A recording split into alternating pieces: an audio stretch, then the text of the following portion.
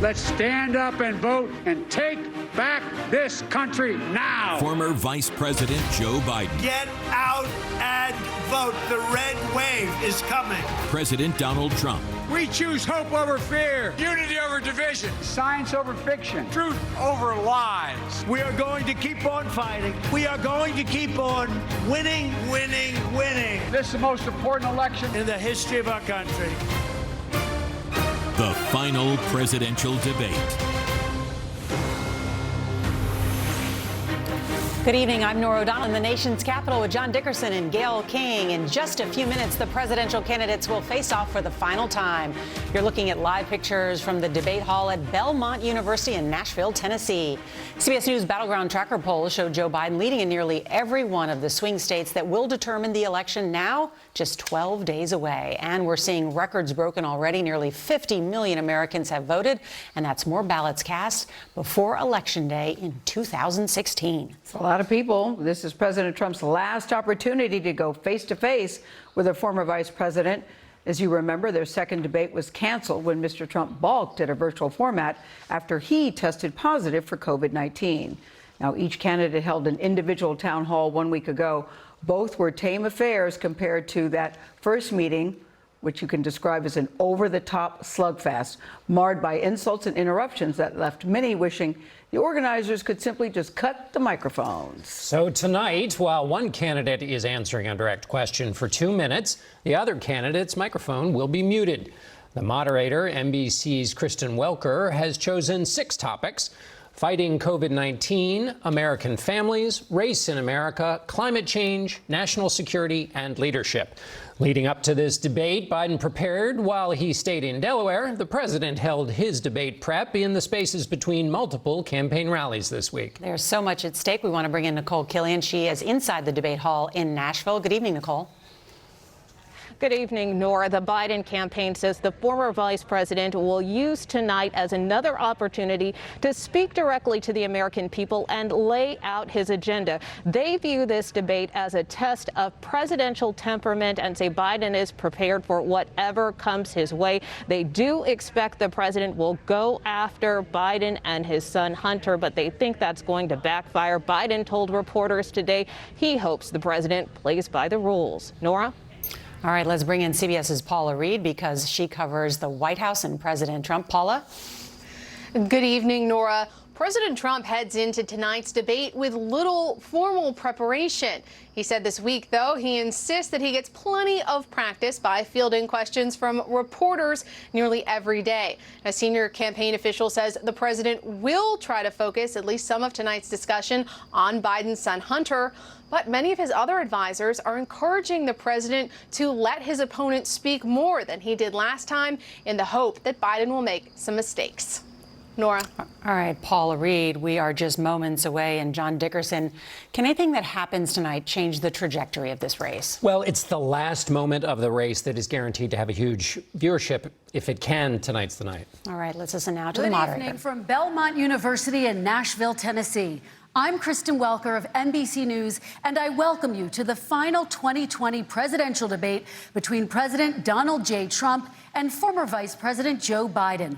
Tonight's debate is sponsored by the Commission on Presidential Debates. It is conducted under health and safety protocols designed by the Commission's health security advisor. The audience here in the hall has promised to remain silent. No cheers, boos, or other interruptions, except right now, as we welcome to the stage former Vice President Joe Biden and President Donald J. Trump.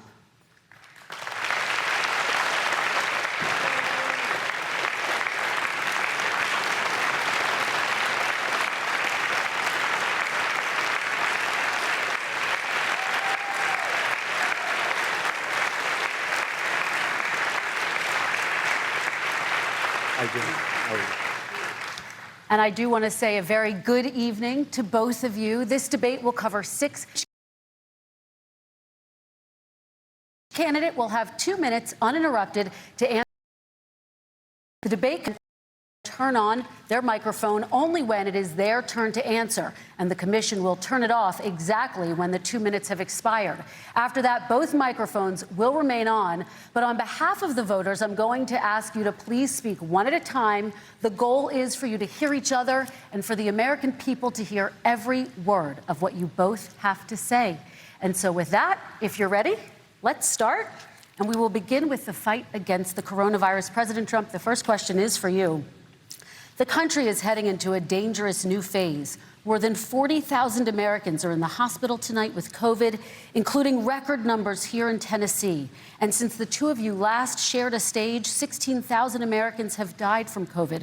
So please be specific. How would you lead the country during this next stage of the coronavirus crisis? 2 minutes, uninterrupted. So, as you know, 2.2 million people modeled out were expected to die. We closed up the greatest economy in the world in order to fight this horrible disease that came from China. It's a worldwide pandemic. It's all over the world. You see the spikes in Europe and many other places right now. If you notice, the mortality rate is down 85%. The excess mortality rate is way down and much lower than almost any other country. And we're fighting it, and we're fighting it hard. There is a spike. There was a spike in Florida, and it's now gone. There was a very big spike in Texas. It's now gone. There was a very big spike in Arizona. It's now gone. And there are some spikes and surges in other places. They will soon be gone. We have a vaccine that's coming. It's ready. It's going to be announced within weeks, and it's going to be delivered. We have Operation Warp Speed, which is the military is going to distribute the vaccine.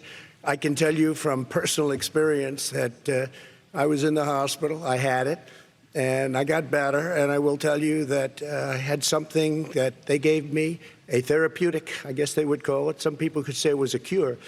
But I was in for a short period of time, and I got better very fast, or I wouldn't be here tonight. And now they say I'm immune. Whether it's 4 months or a lifetime, nobody's been able to say that, but I'm immune. More and more people are getting better. We have a problem that's a worldwide problem. This is a worldwide problem. But I've been congratulated by the heads of many countries on what we've been able to do. If you take a look at what we've done in terms of goggles and masks and gowns and everything else, and in particular ventilators, we're now making ventilators all over the world, thousands and thousands a month, distributing them all over the world. It will go away, and as I say, we're rounding the turn, we're rounding the corner. It's going away. Okay, former Vice President Biden, to you, how would you lead the country out of this crisis? You have 2 minutes uninterrupted. 220,000 Americans dead.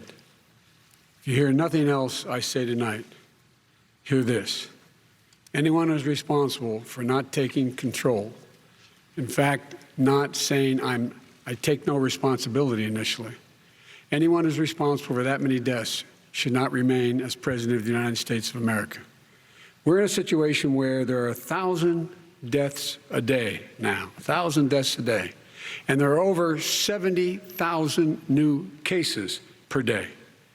Compared to what's going on in Europe, as the New England Medical Journal said, they're starting from a very low rate. We're starting from a very high rate.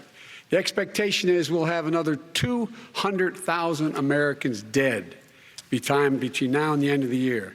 If we just wore these masks, the president's own advisors have told him, we could save 100,000 lives. And we're in a circumstance where the president thus far and still has no plan, no comprehensive plan.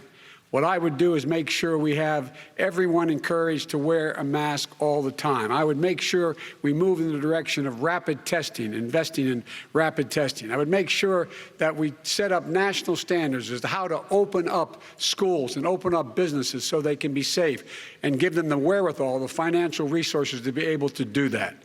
We're in a situation now where the New England Medical Journal, one of the most serious journals in the whole world, said for the first time ever that the way this president has responded to this crisis has been absolutely tragic. And so, folks, I will take care of this. I will end this. I will make sure we have a plan. President Trump, I'd like to follow up with you and your comments. You talked about taking I assume you're referencing Regeneron. You also said a vaccine will be coming within weeks. Yes. Is that a guarantee? No, it's not a guarantee, but it will be by the end of the year. But I think it has a good chance. There are two within a matter of weeks, and it will be distributed very quickly. Can you tell us which companies? Johnson & Johnson is doing very well. Moderna is doing very well. Pfizer is doing very well. And we have numerous others. Then we also have others that we're working on very closely with other countries, in particular Europe. Let me follow up with you, and because this is new information, you have said a vaccine is coming soon within weeks. Officials say it will into 2021 at the earliest for enough Americans to get vaccinated. Then they say the country will be wearing masks and distancing into 2022. Is your timeline realistic? No, I think my timeline is going to be more accurate. I don't know that they're counting on the military the way I do, but we have our generals lined up, one in particular that's the head of logistics. And this is a very easy distribution for him. He's ready to go as soon as we have the vaccine. And we expect to have 100 million vials. As soon as we have the vaccine, he's ready to go. Vice President Biden, your reaction, and just 40% of Americans say they would definitely agree to take a coronavirus vaccine if it was approved by the government. What steps would you take to give Americans confidence in a vaccine if it were approved? Make sure it's totally transparent. Have the scientists of the world see it, know it, look at it, go through all the processes. And by the way, this is going to end by Easter last time. This is the same fellow who told you that don't worry by the sun going to a dark winter.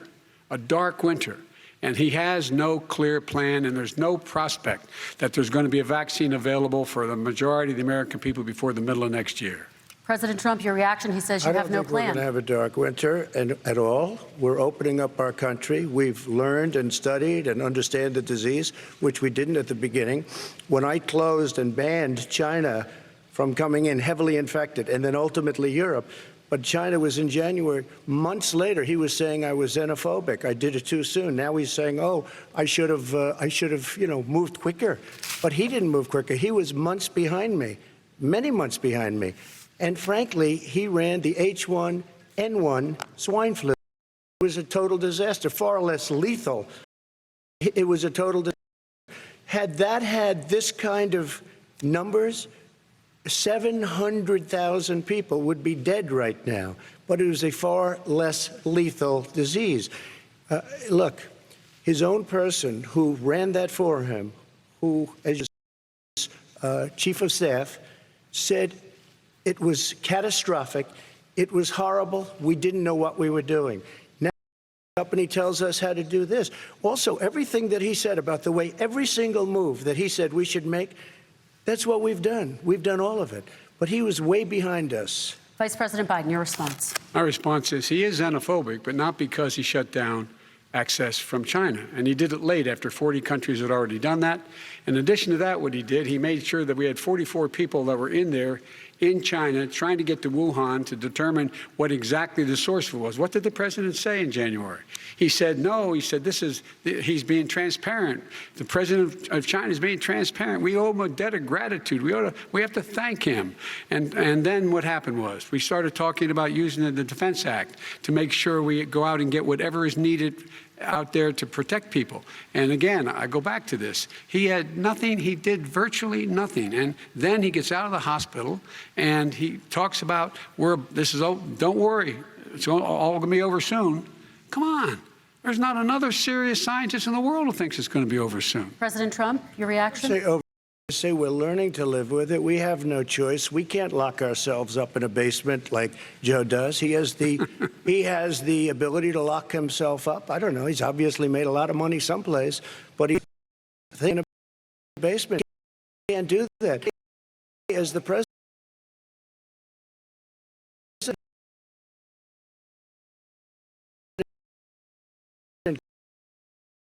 couldn't do that. I'd love to put myself in the basement or in a beautiful room in the White House and go away for a year and a half until it disappears. I can't do that. And Kirsten, every meeting I had, and I'd meet a lot of families, including Gold Star families and military families, every meeting I had, and I had to meet them. I had to. It would be horrible to have canceled everything. I said, this is dangerous. And you catch it. And, I caught it. I learned a lot. Great doctors, great hospitals. and now I recovered. 99.9 of young people recover. 99% of people recover. We have to recover. We can't close up our nation. We have to open our school, and we can't close up our nation, or you're not going to have a nation. And of course, the CDC has said young people can get sick with COVID-19 and can pass it. Vice President Biden, I want to ask about strategy, though. Can I respond to that? 30 seconds, please, and then I have a question. No, number one, he says that we're learning to live with it. People are learning to die with it. You folks home will have an empty chair at the kitchen table this morning. That man or wife going to bed tonight and reaching over to try to touch their, out of habit, where their wife or husband was, is gone. Learning to live with it. Come on. We're dying with it because he has never said, you said it's dangerous. When's the last time? Is it really dangerous still?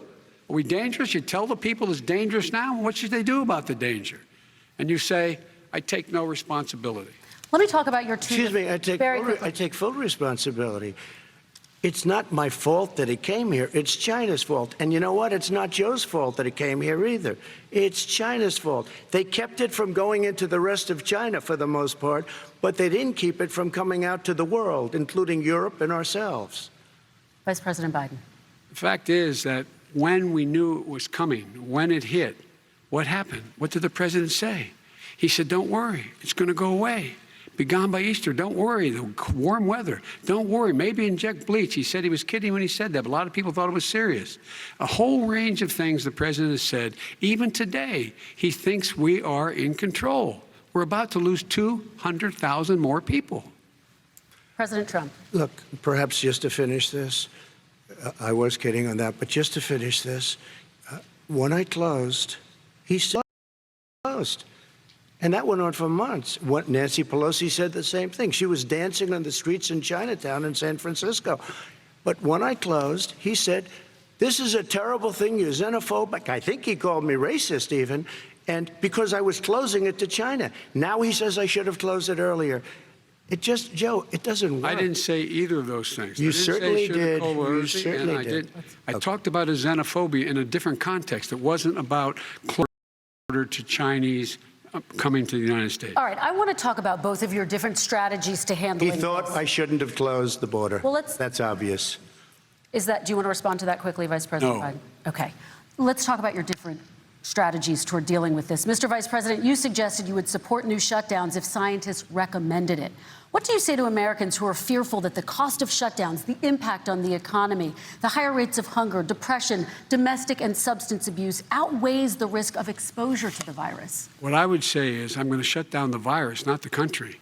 It's his ineptitude that caused the country to have to shut down in large part. Why businesses have gone under, why schools are closed, why so many people have lost their living, and why they're concerned. Those other concerns are real. That's why he should have been, instead of in a sand trap in his golf course, he should have been negotiating with Nancy Pelosi and the rest of the Democrats and Republicans about what to do about the acts they were passing for billions of dollars to make sure people had the capacity. But you haven't ruled out more shutdowns.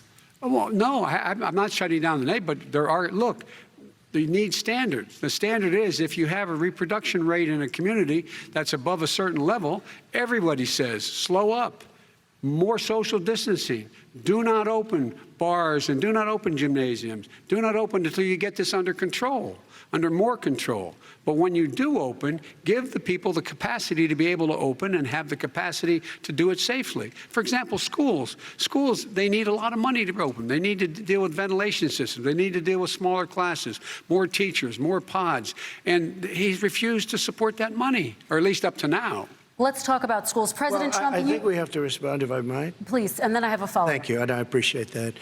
Look, all he does is talk about shutdowns, but forget about him. His Democrat governors, Cuomo in New York, you look at what's going on in California, you look at Pennsylvania, North Carolina, Democrats all, they're shut down so tight, and they're dying. They're dying.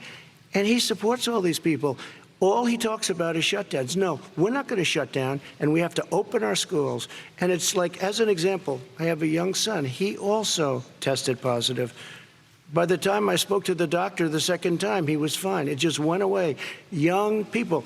I guess it's their immune system. Let me follow up with you, President Trump. You've demanded schools open in person and insist they can do it safely. But just yesterday, Boston became the latest city to move its public school system entirely online after a coronavirus spike. What is your message to parents who worry that sending their children to school will endanger not only their kids, but also their teachers and families? I want to open the schools. The transmittal rate to the teachers is very small, but I want to open the schools. We have to open our country. We're not going to have a country.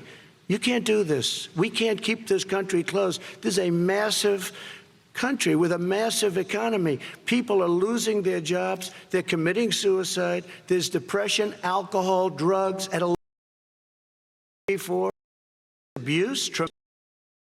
We have to open. You know, I've said it often. The cure cannot be worse than the problem itself. And that's what's happening. And he wants to close down. He'll close down the country if one person in our massive bureaucracy says we should close it down. Vice President Biden, your response. Simply not true. We ought to be able to walk and chew gum at the same time. We ought to be able to safely open, but would they need resources to open? Able to, for example, if you're going to open a business, have social distancing within the business. You need to have, if you have a restaurant, you need to have plexiglass dividers so people cannot infect one another. You need to be in a position where you can take testing rapidly and know whether a person is in fact infected. You need to be able to trace. You need to be able to provide all the resources that are needed to do this. And that is not inconsistent with saying that we're going to make sure that we can open safely. And by the way, all you teachers, not that many of you are going to die, so don't worry about it. Come on. President Trump, let me follow up with you quickly. By the way, I will say this. If you go and look at what's happened to New York, it's a ghost town. And when you talk about plexiglass, these are restaurants that are dying. These are businesses with no money. Putting up plexiglass is unbelievably. And it's not the answer. I mean, you're going to sit there in a cubicle wrapped around with plastic. These are businesses that are dying, Joe. You can't do that to people. You just can't. Take a look at New York and what's happened to my wonderful city for so many years. I loved it. It was vibrant. It's dying. Everyone's leaving New York. Take a look at what New York has done in terms of turning the curve down in terms of the number of people dying. And I don't look at this in terms of the way he does. Blue states and red states. They're all the United States. And look at the states that are having such a spike in the coronavirus. They're the red states. They're the states in the Midwest. They're the states in the upper Midwest. That's where the spike is occurring significantly. But they're all Americans. They're all Americans. And what we have to do is say, wear these masks, number one. Make sure we get the help that the businesses need that has money's already been passed to do that. It's been out there since the beginning of the summer, and nothing's happened.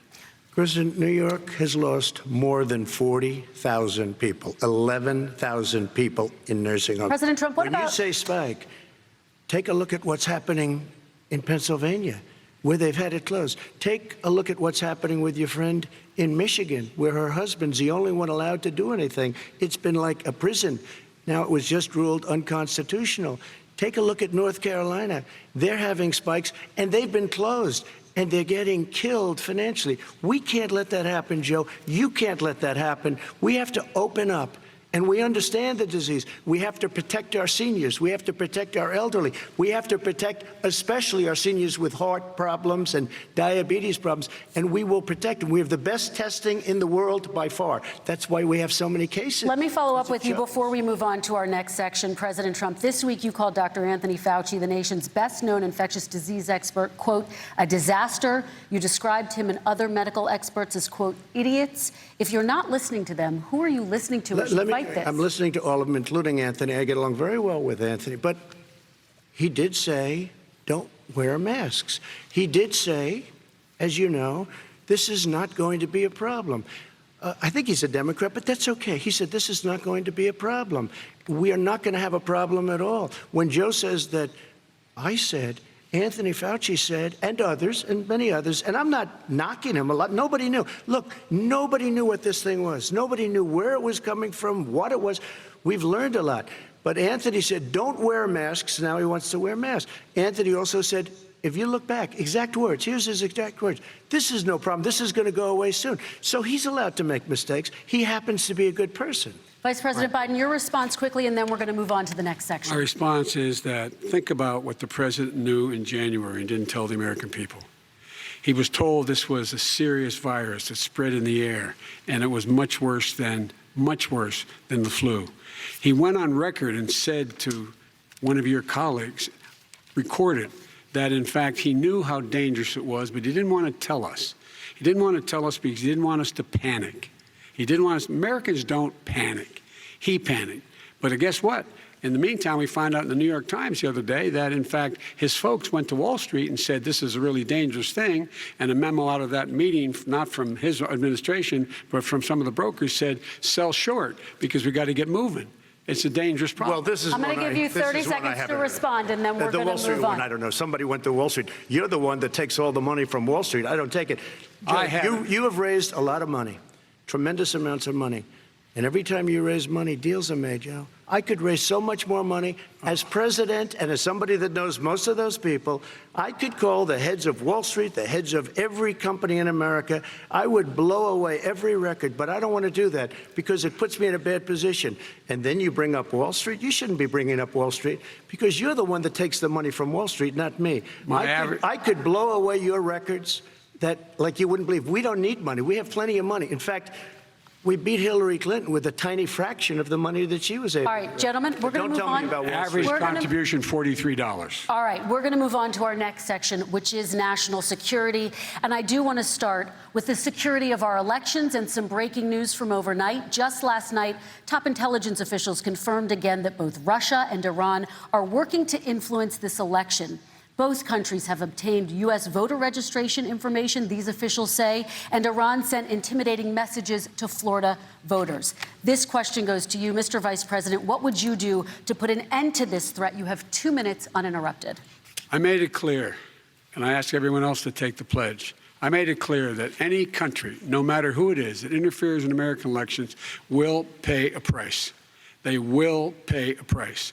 And it's been overwhelmingly clear this election, I won't even get into the last one, this election, that Russia has been involved, China has been involved to some degree, and now we learn that Iran is involved. They will pay a price if I'm elected. They're interfering with American sovereignty. That's what's going on right now. They're interfering with American sovereignty. And to the best of my knowledge, I don't think the president said anything to Putin about it. I don't think he's talking to them a lot. I don't think he said a word. I don't know why he hadn't said a word to Putin about it.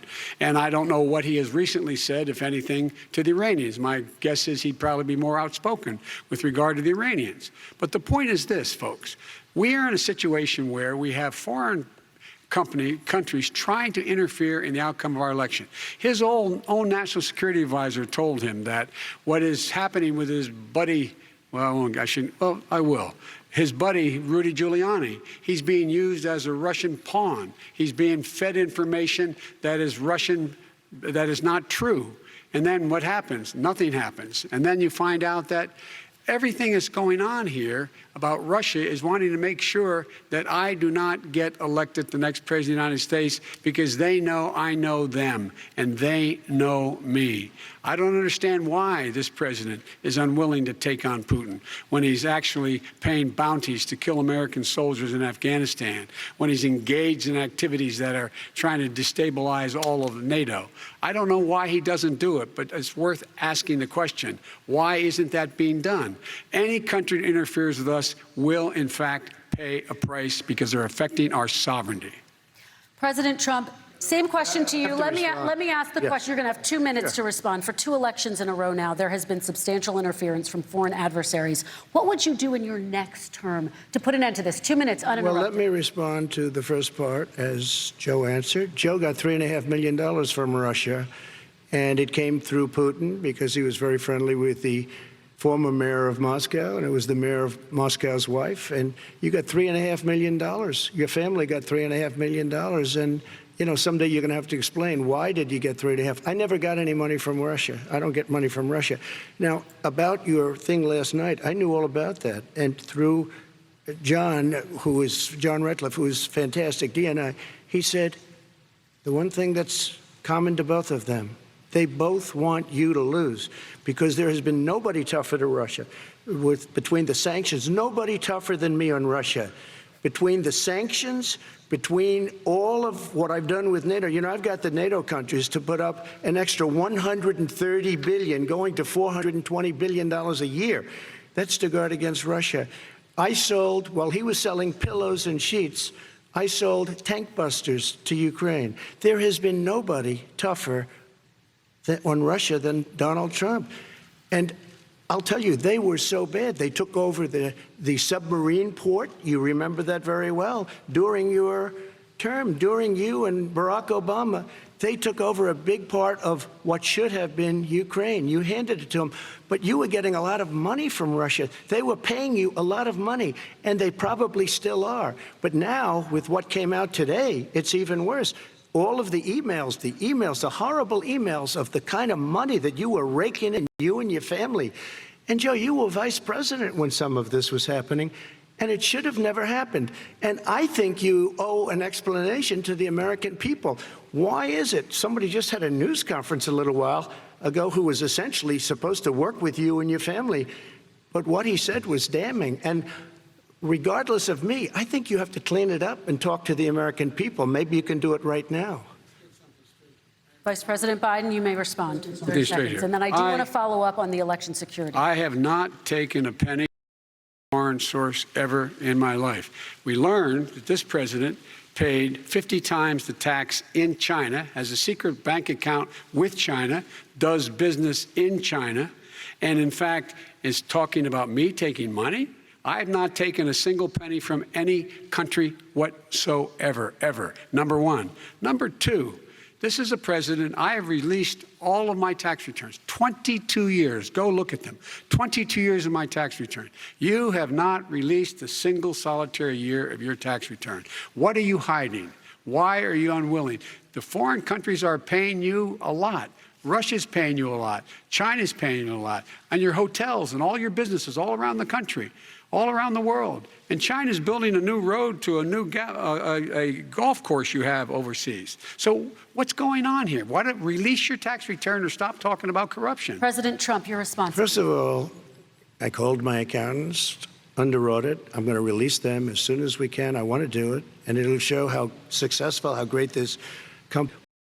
Much more importantly than that, people were saying $750. I asked them a week ago, I said, what did I pay? They said, sir, you prepaid tens of millions of dollars. I prepaid my tax. Tens over the last number of years. Tens of millions of dollars I prepaid because at some point they think it's an estimate. They think I may have to pay tax. So I already prepaid it. Nobody told me that. Did your accountant Nobody tell you told when you you that. could release Excuse them? me. And it wasn't written whenever they write this. They keep talking about $750, which I think is a filing fee. But let me just tell you, I prepaid millions and millions of dollars in taxes. Number one. Number two, I don't make money from China. You do. I don't make money from Ukraine. You do. I don't make money from Russia. You made $3.5 million, Joe, and your son gave you. They even have a statement that we have to give 10% to the big man. You're the big man, I think. I don't know. Maybe you're not, but you're the big man, I think. Your son said we have to give 10% to the big man. Joe, what's that all about? It's terrible. All right, gentlemen, I want to ask you both some questions about all of this, but I'm going to let you both respond very quickly. You just said you spoke to your accountant about potentially releasing your taxes. Did he tell you when you can release them? Do you have a deadline for when you're going to release them to the American people? I get treated worse than the Tea Party got treated because I have a lot of people in there deep down in the IRS decide to run for president. I get treated very badly by the IRS. But we had a deal all done. As soon as we're completed, I want to release it. But I have paid millions and millions of dollars, and it's worse than paying. I paid in advance. It's called prepaying your taxes. I paid in advance. I want to ask you both about questions regarding your potential foreign entanglements and questions that have been raised to give you both a chance to talk about this more broadly. Respond very quickly, and then I'll get to my question. Why did he's been saying this for 4 years? Show us. Just show us. Stop playing around. You've been saying for 4 years you're going to release your taxes. Nobody knows it, Mr. President. What they do know is you're not paying your taxes, or you're paying taxes that are so low. When last time he said what he paid, he said, I only pay that little because I'm smart. I know how to game the system. Come on, folks. Very quickly, President Trump, and then I want to get to two questions to both of you on this. I was put through a phony witch hunt for 3 years. It started before I even got elected. They spied on my campaign. No president should ever have to go through what I went through. Let me just say this. Mueller and 18 angry Democrats and FBI agents all over the place spent $48 million. They went through everything I had, including my tax returns, and they found absolutely no collusion and nothing wrong. $48 million. I guarantee you, if I spent $1 million on you, Joe, I could find plenty wrong. Because the kind of things that you've done and the kind of monies that your family has taken, I mean, your brother made money in Iraq, millions of dollars. Your other brother made a fortune, and it's all through you, Joe. And they say you get some of it, and you do live very well. You have houses all over the place. You live very well. All right, gentlemen, let me just ask some questions about all of this broadly. Vice President Biden, there have been questions about the work your son has done in China and for a Ukrainian energy company when you were vice president. In retrospect, was anything about those relationships inappropriate or unethical? Nothing was unethical. Here's what with regard to Ukraine, we had this whole question about whether or not he was on the board. I learned of Burisma, a company. Somehow I had done something wrong. Yet every single solitary person, when he was going through his impeachment, testifying under oath who worked for him, said, I did my job and I carried out U.S. policy.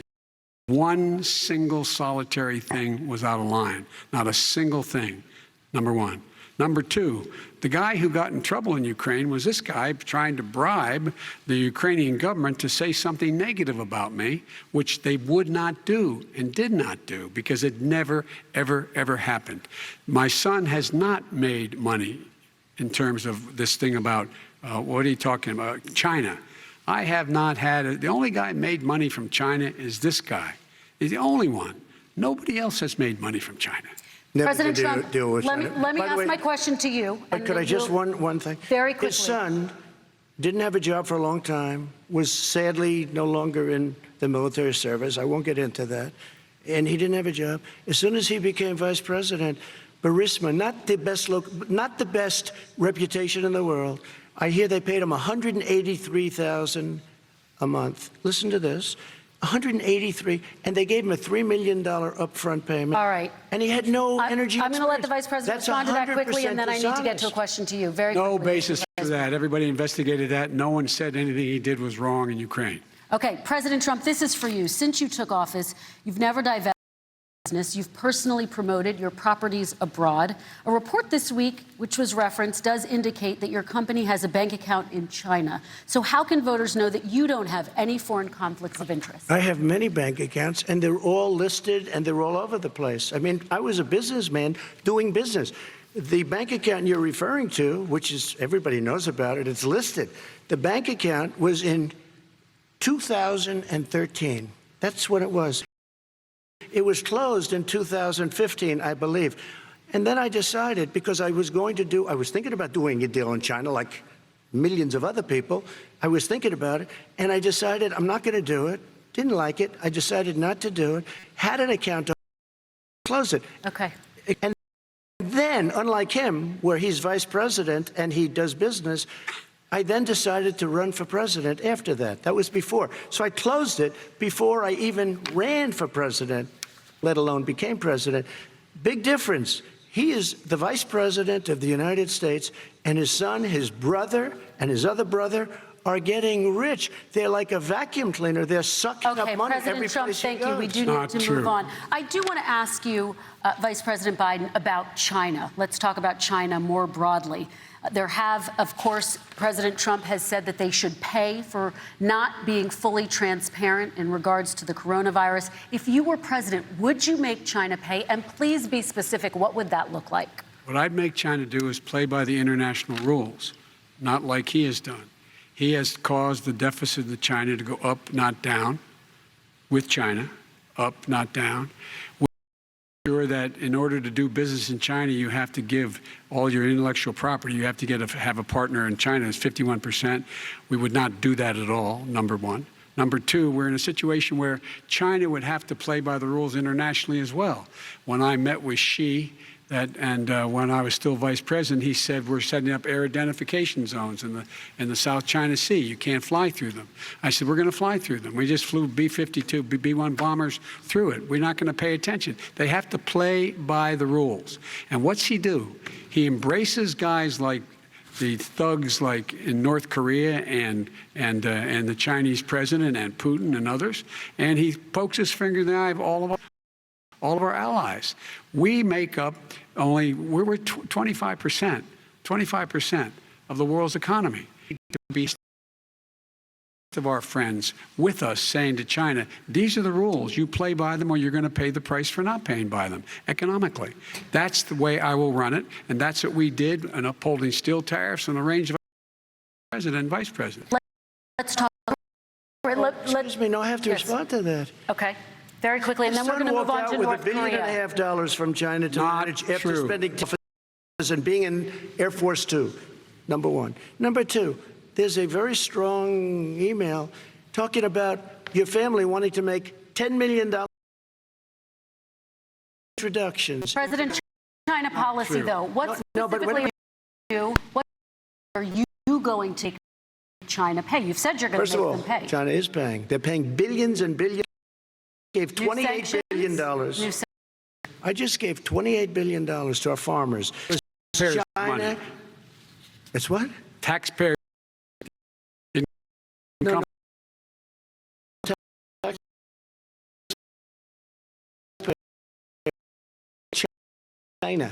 China paid $28 billion, and you know what they did to pay it, Joe? And they also paid up. And you know who got the money? Our farmers, our great farmers, because they were targeted. You never charged them anything.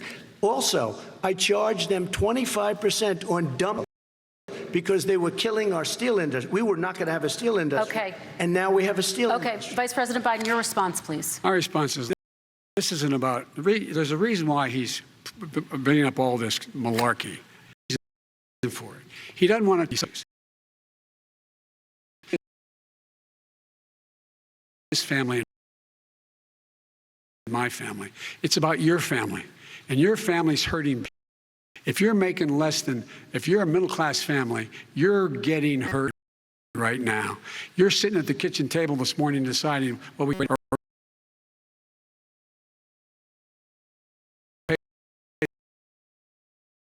them. Who's going to tell you can't go back to community college? Decisions you're making in the middle-class families like I grew up in Scranton and Claymont, they're in trouble. We should be talking about your families, but that's the last thing he wants to talk about. I want to talk about North Korea. Excuse me, just I do want to turn to please. 10 seconds, Mr. President. That's 10 a seconds. typical political statement. Let's get off this China thing, and then he looks, the family, around the table, everything. Just a typical politician when I see that. Let's talk about I'm not North a typical Korea now. politician. Okay, That's why I got elected. Let's get off the subject of China. Let's talk sitting around the table. All right. Do better. We're going to talk about North Korea now. President Trump, you've met with North Korean leader Kim Jong-un 3 times. You've talked about your beautiful letters with him. There hasn't been a war or a long-range missile test, and yet North Korea recently rolled out its missile and continues to develop its nuclear arsenal. Do you see that as a betrayal of the relationship you forged? Just 30 seconds here because we need to get on to the next. So when I met with Barack, we sat in the White House right at the beginning, had a great conversation. It was supposed to be 15 minutes, and it was well over an hour. He said the biggest problem we have with North Korea. He indicated we will be in a war with North Korea. Guess what? It would be a nuclear war, and he does have nuclear capability. In the meantime, I have a very good relationship with him. Different kind of a guy, but he probably thinks the same thing about me. We have a different kind of a relationship. We have a very good relationship, and there's no war. And you know, about 2 months ago, he broke into a certain area. They said, oh, there's going to be trouble. I said, no, they're not, because he's not going to do that. And I was right. Look, instead of being in a war where sold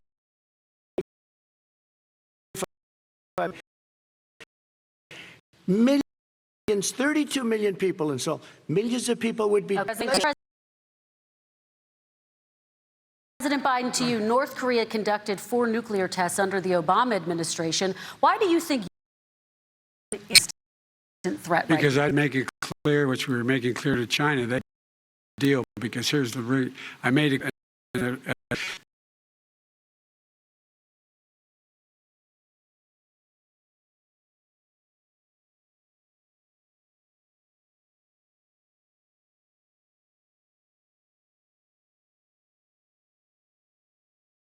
Why are you doing Korea? I said, because North Korea, and we're going to continue to do it so we can control them. We're going to make sure we can control them and make sure they hurt us. And so if you want to do something about it, step up. It's going to. What has he done? Legitimized North Korea. He's talked about his good thug, and he talks about how more capable missiles, U.S. territory, much more easy. President Biden, you've said you wouldn't meet with Kim. Any conditions under which you would with him? The condition drawing down his nuclear capacity, that the Korean Peninsula should be a nuclear-free zone. Let's move on. They tried to meet with him. He wouldn't do it.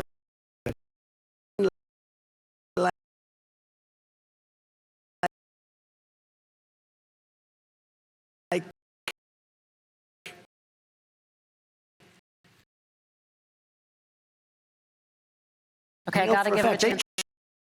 He would do it.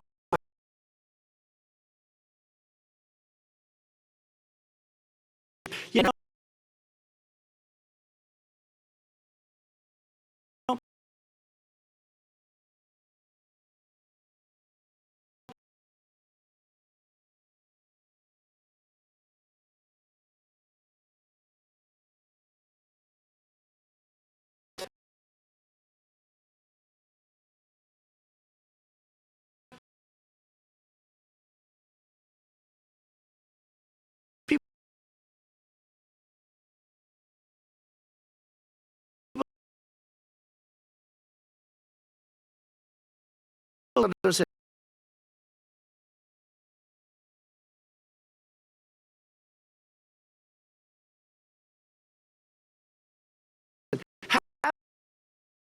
relationship Trump, with we have to leaders move of other on. countries. We have a We had a good.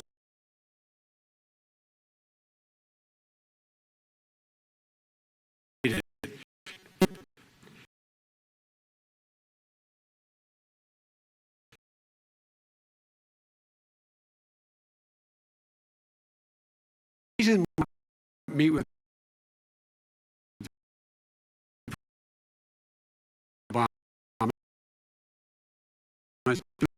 Obama.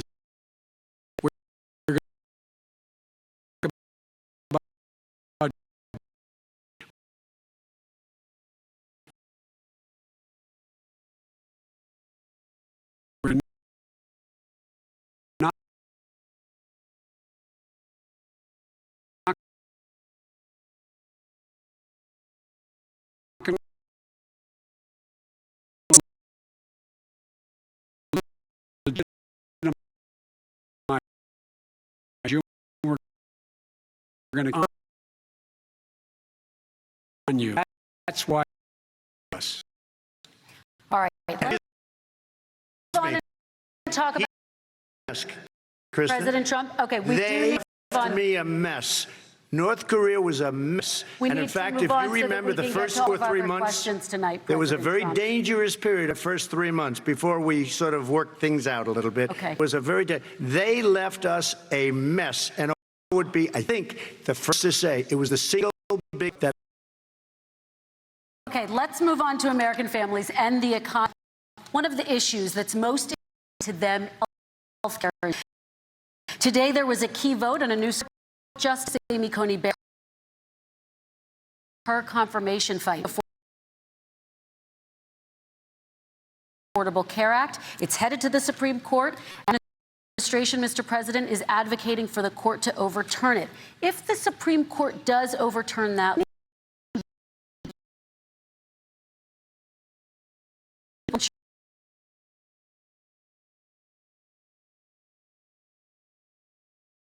insurance taken away. That nobody thought. Through the legislature, I turned the worst part of Obama and they pay a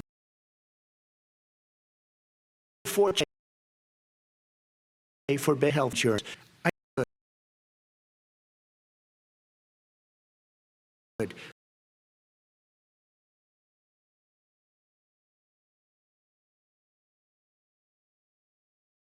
But then I made a decision, run it as one to my people, great people. You can't. They ran it. Everything's down. Here's the problem. No matter what we'd like to do is turn. Know that it's going. We have to run it. But it'll be.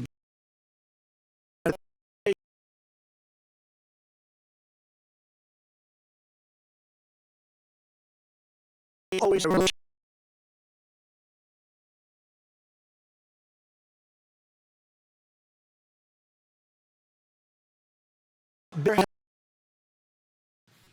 always so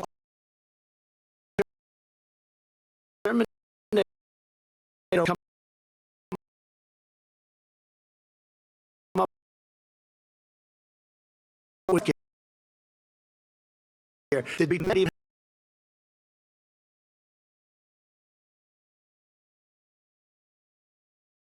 business conditions. And one thing, we 108 have did. We're talking about Obamacare. Joe Biden's going to terminate all the policies. These people that are in successful middle income people, they have 80 plans, 180 million people do, which will basically so they want to terminate 180 million health care and we're do even better. Okay. Healthcare plan calls for building on. My question is, what's your plan if the law is ruled unconstitutional by the Supreme Court and it's interrupted? When I'm in the public option will become Obamacare. The public option says that if you do not have the wherewithal, Medicare, and you do not have the wherewithal, then you stay to get medically enrolled, providing competition for insurance companies. That's going to. We're going to make sure we reduce premiums and reduce drug prices. There's competition that exists now by allowing care to negotiate with the insurance companies. The idea that I want to eliminate private insurance, the reason for the nomination was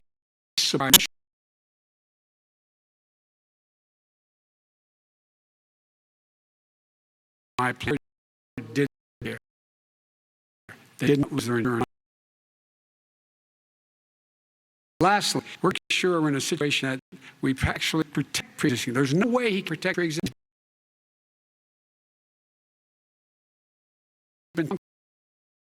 Time. They're not ever come up with a plan. I guess we're going to get the pre-existing condition since 18, 19, 20. The fact, I have a few more minutes. The fact is that there's already handling of the COVID virus, and over 10 million people have lost their. 2 million more people have an Obamacare, and over 110 million people. All the people from COVID are going to exist. Follow up for you, Biden. It relates. The president said he's accusing medicine. What do you say to people who have concern that health care plan, which includes a government insurance option, takes the country one step closer to a health care system run entirely by the government? I say it's ridiculous, like saying that, we're the idea that the fact that there's a public option that people can choose, that makes it a socialist plan. The difference between the president, I think health care, everyone should have the right to have affordable health care. And I'm very proud of my plan that's got endorsed by all the major labor unions, as well as a whole range of other people who, in fact, are concerned in the medical field. This is something that's going to save people's lives. This is going to give some people an opportunity to go home or worry in bed tonight, worrying what in God's name going to do if you're sick because you've lost your company on under. We have to provide health insurance for people and affordable rate. That's what I do. President Trump, He was there response. for 47 years. He didn't do it. He was now there as vice president for 8 years, and it's not like it was 25 years ago. It was 3 3/4. It was just a little while ago, right? Less than 4 years ago. He didn't do anything. He didn't do it. He wants socialized medicine. His vice, I mean, she is more liberal than Bernie Sanders and wants it even more. Bernie Sanders wants it. The Democrats want it. You're going to have socialist medicine. Just like you want fracking. We're not going to have fracking. We're going to stop fracking. We're going to stop fracking. He goes to Pennsylvania after he gets a nomination. We're very lucky to get it. He goes to Pennsylvania and says, oh, we're going to have fracking. And you never ask that question. And by the way, so far, I respect very much the way you're handling this. I have to say. By the way, somebody should ask the question. You can he ask- goes for a year. There will be no fracking. We have a number of topics. No, no, but that's a big question. We're going to get it. We're going to get to It's the same thing with socialized I have to medicine. respond. Vice President, your response, please. My response is people deserve to have affordable, period. And the Biden proposal, in fact, to provide for that affordable health care, lower premiums, what we're going to do is going to cost money. It's going to cost over $750 billion over 10 years to do it. And they're going to have lower premiums. You can buy into the better plans, the cheap plans, lower your premiums, deal with unexpected billing, and have your drug prices drop significantly. He has a thing for anybody on health care. Not a thing. Kristen, when he Very quickly, says, I want to talk about he what's says happening public on Capitol option, Hill. he's talking about socialized medicine and health. When he talks about a public option, he's talking about destroying your Medicare, totally destroying your Social Security, and this whole country will come down. You know, Bernie Sanders tried it in his state. He tried it in his state. His governor was a very liberal governor. They wanted to make it work. Okay, It was let Vice President impossible to Biden work. respond. It doesn't Vice work. President He's Biden a very respond. confused guy. He thinks he's running against somebody else. He's running against Joe Biden. I beat all those other people because I disagreed with them. Joe Biden he's running against. And the idea that we're in a situation that they're going to destroy Medicare, this is the guy that actuary Medicare said, if in fact, as Social Security, if in fact he continued to withhold, plan to withhold the tax on Social Security will be bankrupt in 2023. No way to make up for it. This is a guy who's trying to cut Medicare. So the idea Donald Trump is lecturing me on Social Security and Medicare? Come on. He tried to get 10 rid. seconds, He Mr. tried to hurt President, Social and I have to go to Security the years question. ago. Years ago. Go back and look at the records. He tried to hurt Social Security years ago. All One right, thing, let's move but on. this I'm is going a to move guy on. when they Mr. announced. President, I have to move on to the next question, He says or the else stock we're not market have will time to boom talk about if it. I'm elected. If he elected, stock market will crash. Okay, let's move Biggest on to the analysts next say that. question very quickly. Look, the idea that the stock market is booming is only measure of what's happening. Where I come from in Scranton, Claymont, people don't live off the stock market. Just in the last three years during this crisis, the billionaires in this country made, according to the Wall Street, $700 billion more. $700 billion more, because that's his own measure. What happens to the ordinary people out there? What happens to them? Let's talk about what's happening on Capitol Hill. We're going to Kristen, move on.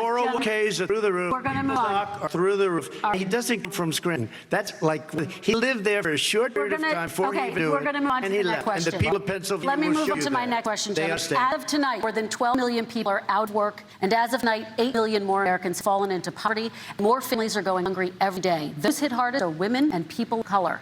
They see Washington fighting over a relief bill. Mr. President, why haven't you been able to get them the help they need? 30 seconds here. Because Nancy Pelosi doesn't want to approve. I do. But you're the president. I do, but I still have to get. Unfortunately, that's one of the reasons we're going to go for the House because of her. Nancy Pelosi doesn't want to approve anything because she loves to have victories. The date called November 3rd. Nancy Pelosi does not want to approve it. We are ready, willing, and able to do something. Don't forget, we've already approved 3 plans, and it's gone through, including the Democrats. In all fairness, this one she doesn't want. It's near the election because she thinks it helps her politically. I think it hurts her politically. All right, Mr. Vice President, The Republican leader in the United States Senate said he can't pass it. Be able to pass it. He does not have Republican vote. He's talking to his Republican friends. let me follow up with you, Vice President. If he made a deal, the because let me Republicans ask passed. Vice President Biden a question of the Democrats. Why have you not put the Democrats to get a deal for the American people? Well, I have. They have. Look, they passed this act all the way back in the beginning of the summer. This is like it's not new. It's been out there. This HERO Act has been sitting there. And look, it's happening. When I was in charge of the Recovery Act, $800 billion. I was able to get $145 billion to local communities that have balanced the budgets, and states that have to balance the budgets. They didn't have firefighters, teachers, first responders, law enforcement officers, so they could keep their city and counties running. He will not support that. They have not done a thing for them. And Mitch McConnell said, let them go bankrupt. Let them go bankrupt. Come on. What's the matter The bill with that these was guys? passed in the House was bailout of badly run, high-crime, Democrats. It was a way of getting billions and billions of dollars to these kids, getting a lot of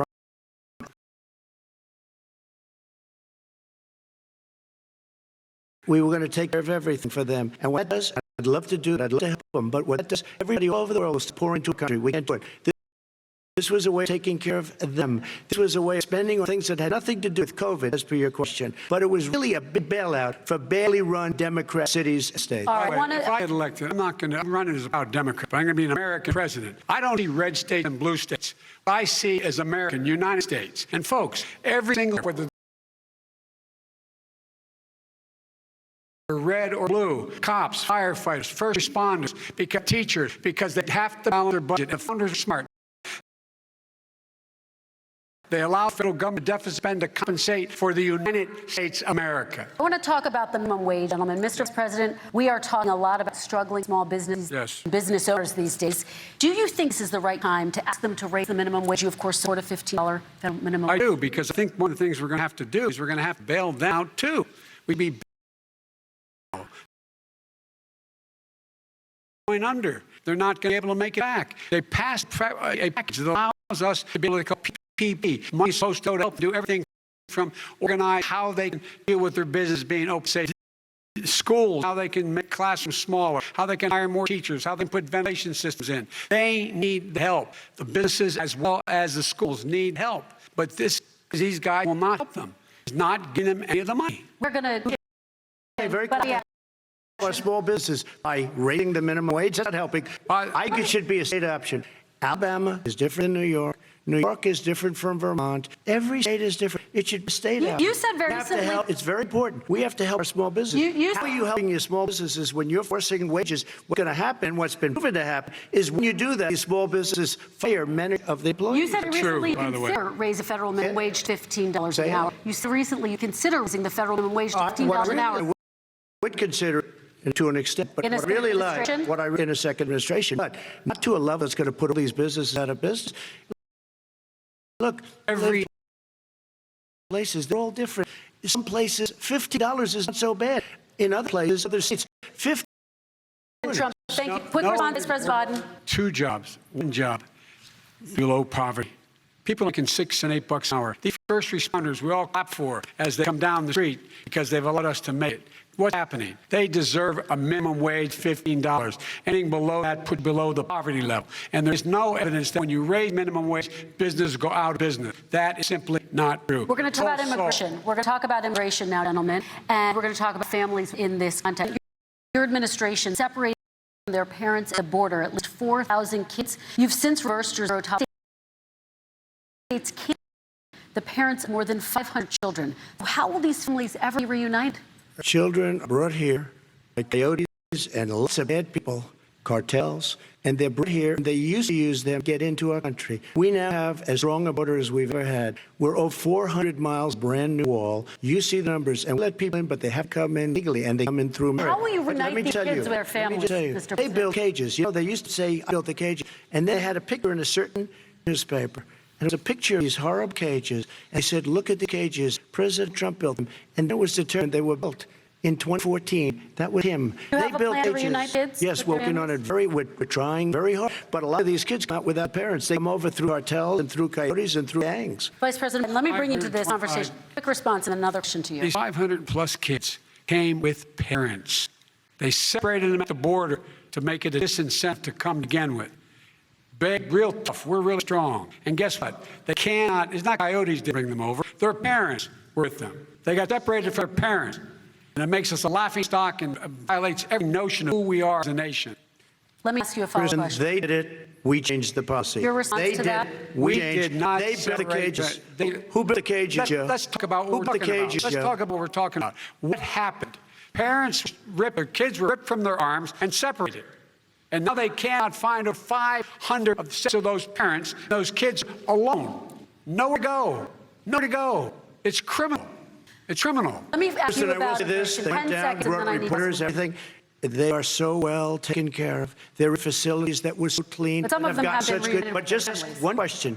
Who built the cages? I'd love you to ask about who built the cages. Let me ask about your immigration policy, Mr. Vice President. The Obama administration did fail to deliver immigration reform, which had been a key promise during the administration. It also presided over record deportations as well as family detentions at the border before changing course. So why should voters trust you with immigration overhaul now? Because it made a mistake. It took too long to get it right. It took too long to get it right. I'll be president of the United States, not vice president of the United States. And the fact is, I've made it very clear. Within 100 days, I'm going to send to the United States Congress a pathway to citizenship for over 11 million undocumented people. And all of those so-called dreamers, those DACA kids, they're going to be immediately certified again to be able to stay in this country and put on a path to citizenship. The idea that they are being sent home by this guy and they want to do that, if they've gone to a country they've never seen before. I can imagine you're 5 years old, you're across the Rio Grande River and it's illegal. And you say, oh, no, Mom, leave here. I'm not going to go with you. Been here. Over 20,000 first responders out there taking care of people during this crisis. We owe. He had to do going to do.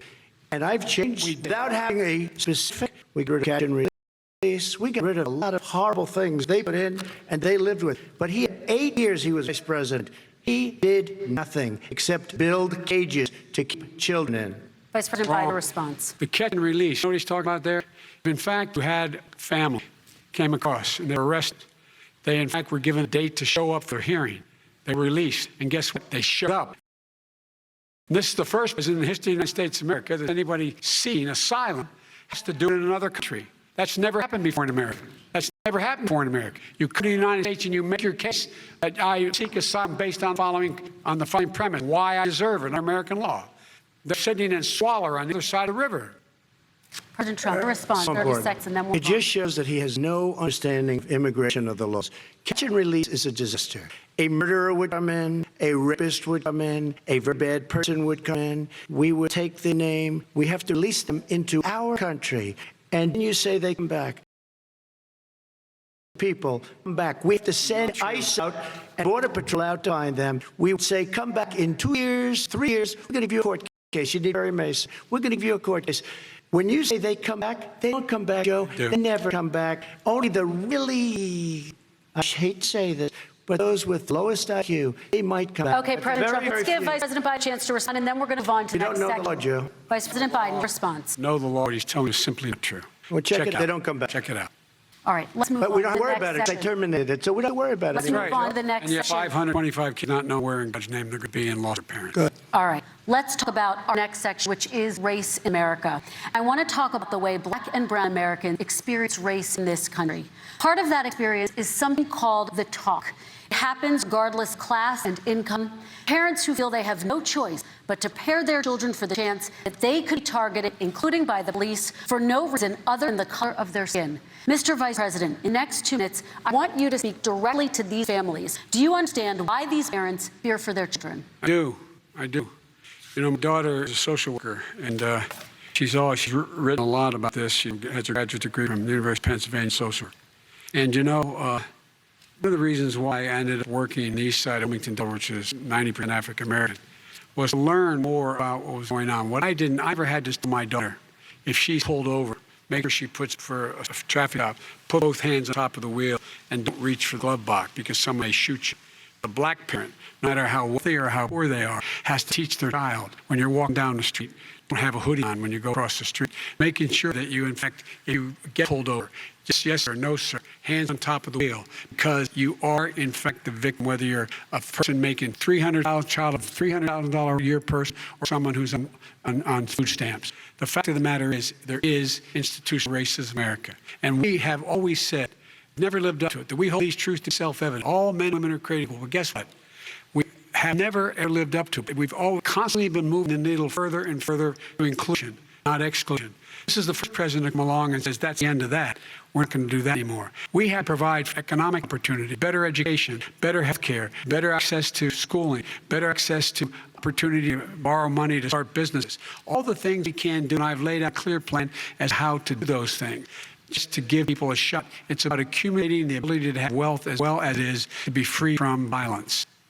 President Trump, same question to you, and let me remind you of the question. I would like you to speak directly to these families. Do you understand why the parents fear for their children? Yes, I do. Again, he's been governed 47 years, never did a thing except in 1994 when he did such harm to the black community. And they called, and he called them super predators, and he said super predators, and they have never lived that down. 1994, your crime bill, the super predators. Nobody has done more for the black community than Donald Trump. And if you look, with the exception of Abraham Lincoln, possible exception, but the exception of Abraham Lincoln, nobody has done what I've done. Criminal justice reform, Obama and Joe didn't do it. Don't even think they tried because they had no chance of doing it. They might have wanted to do it, but if you had to see the arms they had to twist to get that done, it was not a pretty picture. And everybody knows, including very liberal people that cried in the office, they cried in the Oval Office. 2 weeks later, they're saying, gee, we have to defeat him.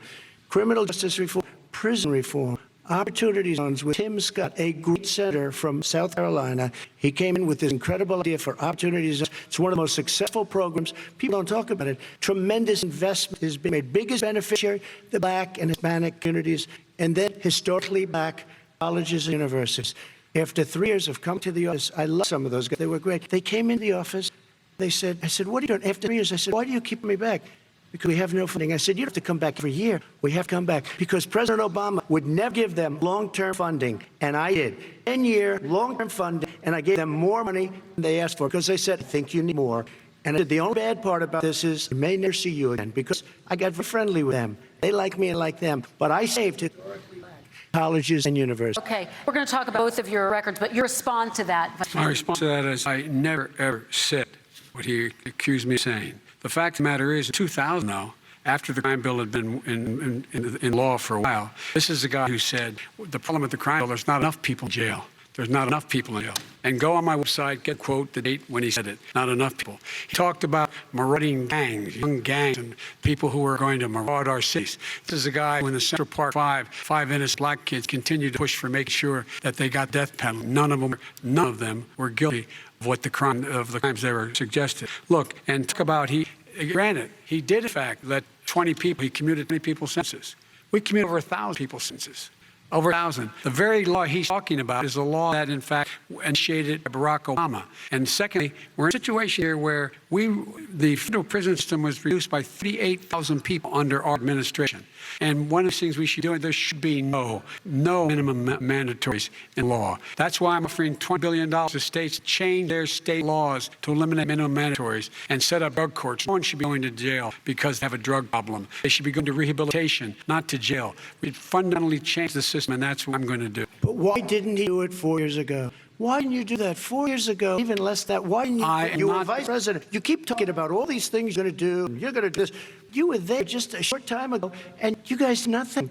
Joe, I ran because of you. I ran because of Barack Obama, because you did a poor job. If I thought you did a good job, I would have never run. I would have never run. I ran because of you. I'm looking at you now. You're a politician. I ran because of you. All right, Vice President Biden, your response to that, and then I do have some questions for both of you. Well, I tell you what, I hope he doesn't look at me, because what's happening here is you know who I am, you know who he is, you know his character, you know my character, you know reputations for honor and telling the truth.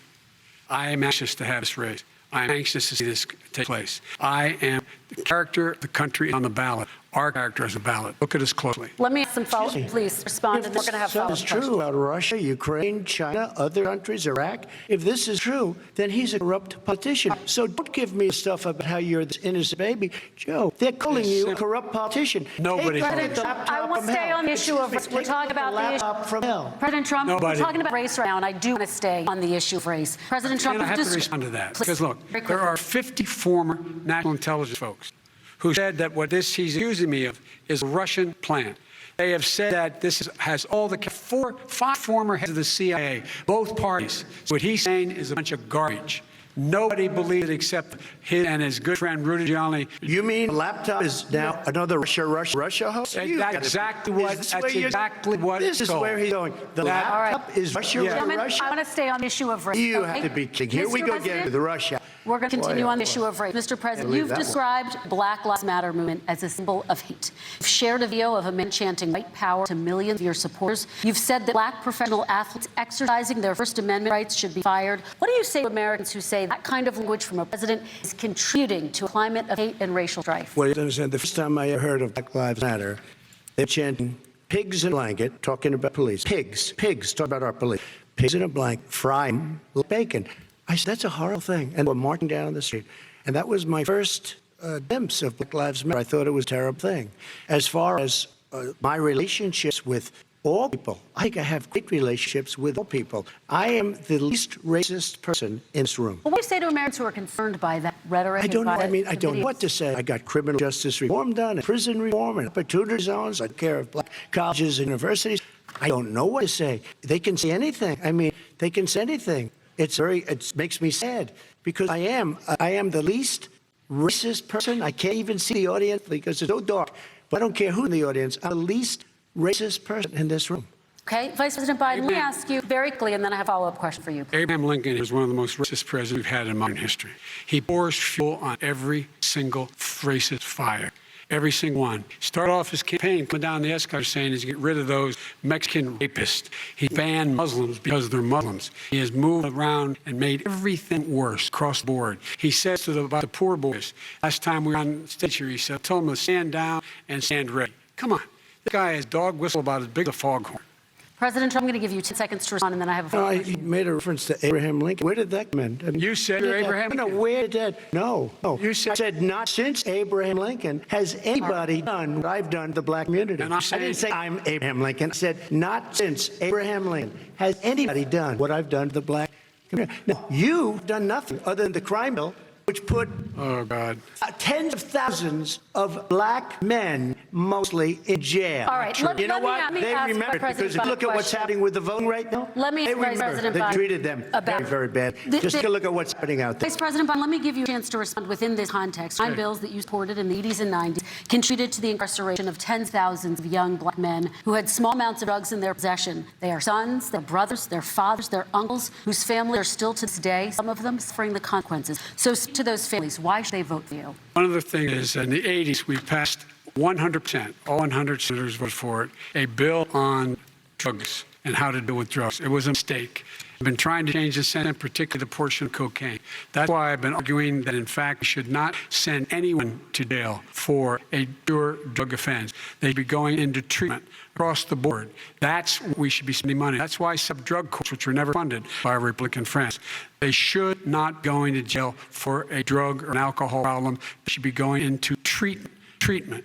That's what we've been trying to do. That's what I'm going to get done because I think maybe the American people have now seen that, in fact, it was a mistake to pass those laws relating to the drug. But they were not in the crime bill. But why didn't he get it done? See, it's all talk, no action with his politicians. Why did he get it done? That's what I'm going to do when I become president. You were vice president, along with Obama as your president, your leader, for 8 years. Why didn't you get it done? You had 8 years to get it done. Now you're saying you're going to get it done because you're all talk, no action. We got 11 done. We released You get 38,000. We anything got done. 38,000 prisoners left. You got nothing done. 38,000 prisoners were released from federal prison. There were over 1,000 people who were given clemency. In fact, we're the ones that put in the legislation saying we could look at pattern and practice of police departments, what they were doing, how they're conducting themselves. I go on, but we began the process. We lost an election. That's why I'm running to win back that election and change this terrible policy. I just asked, Now we're I gonna just move on one to climate question. change. Why didn't you do it in the 8 years, a short time ago? Why didn't you do it? You just said, I'm going to do that, I'm going to do this. You put tens of thousands, mostly black young men in prison. Now you're saying you're going to undo that. Why didn't you get it? You had 8 years with Obama. You know why, Joe? Because you're all talk and no action. All right, Vice President Because Biden, then we're going to move on to the next section. We had a Republican Congress. It's the answer. Well, you Okay. got to talk them into it, Joe. All right. You got to talk them into it. We'll move on to our next section. I which did with is criminal climate justice change. reform. I had Okay. to talk Democrats into it. Gentlemen, You did what we we're running out already of time, so we got to get on to Okay. climate change, please.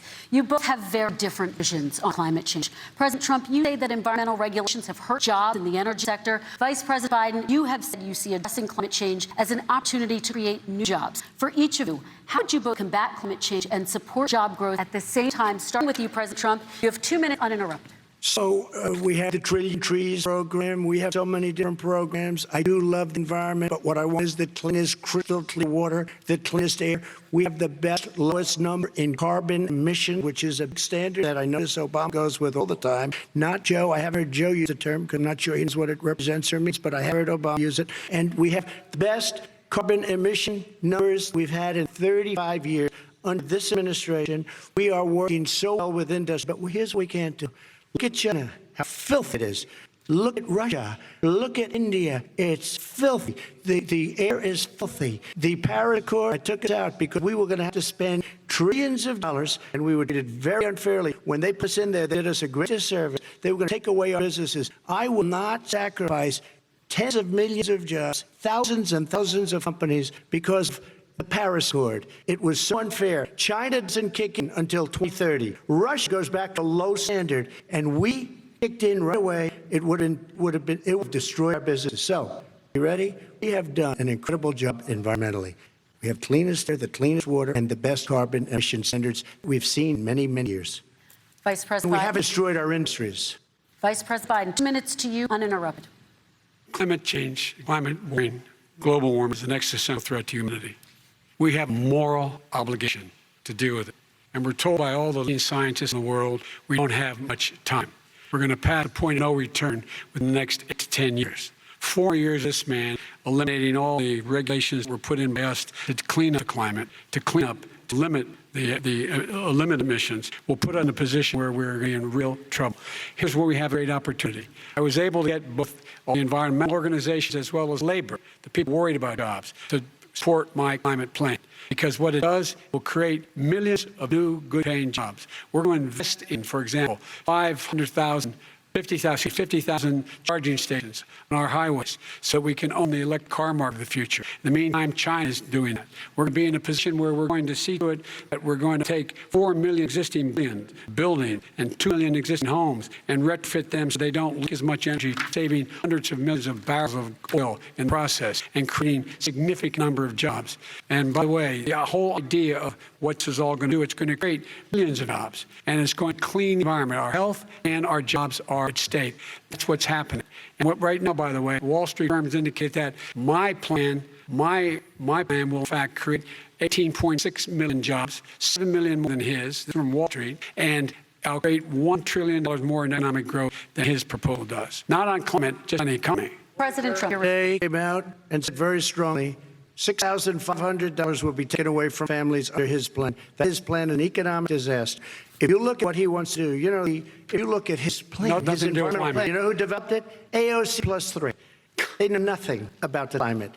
I mean, she's got a good line of stuff, but she knows nothing about the climate. And they're all hopping through hoops for AOC plus 3. Look, the real plan costs $100 billion. If we had the best year in the history of our country for 100 years, we would not even come close to a number like that. He says buildings. They want to take buildings down because they want to make bigger windows into smaller windows. As far as they're concerned, if you had no window, it would be a lovely thing. This is the craziest plan that anybody has ever seen. This was done by smart people.